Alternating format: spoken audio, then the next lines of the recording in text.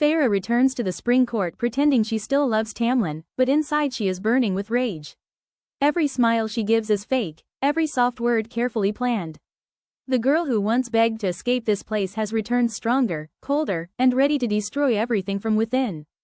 Deep inside, every hallway of the manor reminds her of the girl who once cried there alone. Tamlin believes he can fix everything by protecting Feyre harder than before. But the tighter he holds on, the more broken everything becomes around him. Feyre realizes some people can love you deeply and still ruin you completely. Watching Tamlin cling to a broken version of their love feels painfully tragic. Little by little, Feyre turns the court against Tamlin without anyone noticing. Trust disappears, anger spreads, and the beautiful spring court starts collapsing piece by piece. Watching it fall feels painful, but also deserved. Every lie Feyre tells hurts because part of her still remembers when this place once felt like home. Lucien begins noticing how unhappy Feyre truly was all along. For the first time, he starts questioning Tamlin instead of blindly following him. Slowly, guilt begins replacing loyalty inside his heart. He realizes too late that he watched Feyre break apart without helping her. Forced to flee together, Feyre and Lucien travel through danger, fear, and tension. Their journey is filled with arguments, silence, and painful honesty. But somewhere along the way, they slowly stop feeling like enemies. Beneath all the anger, both of them are simply exhausted people trying to survive. The moment Feyre returns to Valaris, Rhysand looks at her like he can finally breathe again. No cages, no pretending, just relief, love, and safety. After everything she endured, coming back to him feels like coming home. For the first time in a long time, Feyre no longer feels alone with her pain. After the cauldron changed her, Elaine barely speaks anymore. She stares into nothingness like part of her soul was left behind. Watching her so quiet and empty breaks Feyre's heart in ways war never could. The sister who once loved flowers now looks afraid of the entire world.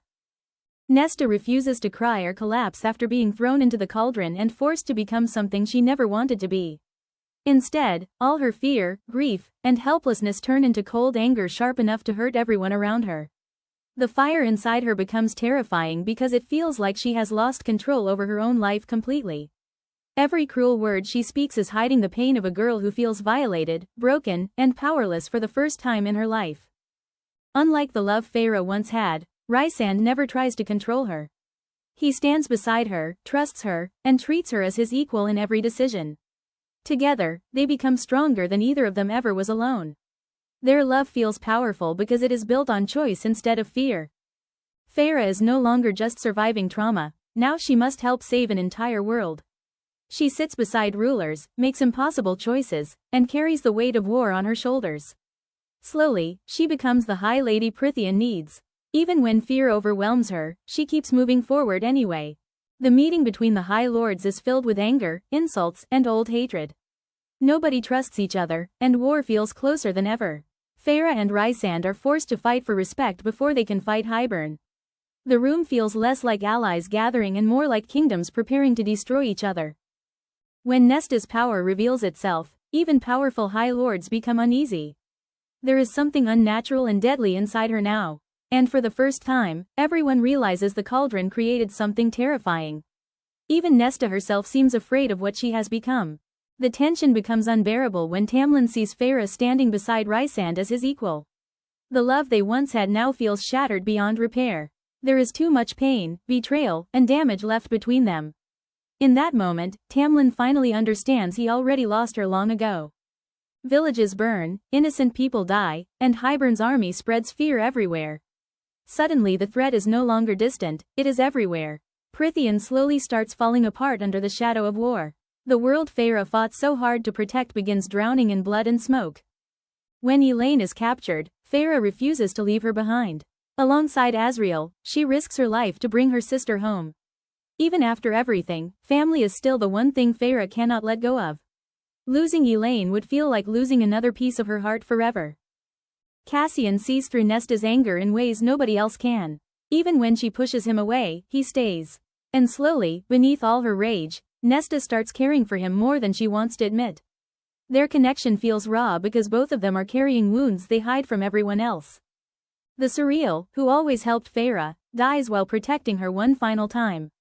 Even while dying, it comforts her and tells her Rhys truly loves her. Its death feels heartbreakingly gentle and tragic. Feyre realizes too late that one of her oldest allies is now gone forever. The battlefield turns into chaos filled with blood, screams, and loss. Friends fall, hope disappears, and Feyre watches the people she loves walk straight into death for a chance to save their world. Every second of the battle feels like the end of everything they fought for. Just when everything feels hopeless, Nesta and Elaine's father arrives with ships and armies to help save them. For the first time in his life, he chooses his daughters. But fate gives them happiness for only a moment. The father they waited years for finally returns when it is already too late. The king of Hybern kills their father right in front of them. Nesta's scream is filled with grief so raw it changes her forever. In one horrifying moment, the sisters lose the parent they had just started getting back. The pain on Nesta's face feels almost impossible to survive. Quiet, gentle Elaine suddenly steps forward and kills the king of Hybern from behind. Nobody expected it from her. In that moment, the broken girl everyone underestimated saves them all. For the first time since the cauldron, Elaine finally fights back against the darkness that destroyed her life. After the battle, Rhysand gives all his power to repair the cauldron and save Prythian. Then he dies in front of Feyre. The male who taught her how to live becomes the person she cannot survive losing. Watching him fall feels like watching Feyre's entire world shatter apart. Feyre begs the High Lords to save Rhys the same way they once saved her. Her grief is unbearable because losing Rhysand feels like losing her soul itself. For a moment, it truly feels like love has lost. The strongest person in the room becomes completely helpless without him. Then Rhysand breathes again. Feyre breaks apart in relief because she cannot imagine a world without him anymore. After all the pain, loss, and war, they finally find each other again. In that moment, hope returns to everyone standing there. Hybern falls, but the victory feels heavy with grief. Too many people are broken, too many lives were lost forever. Even though the war is over, the scars it left behind will never fully heal. Peace finally arrives, but it comes carrying the weight of everything they survived. At the end, Feyre stands beside Rhysand not as a survivor, but as a queen. The frightened human girl from the first book is completely gone now. After everything the world took from her, she still chooses love, family, and hope. And somehow, after all the darkness, that choice feels like the bravest thing of all.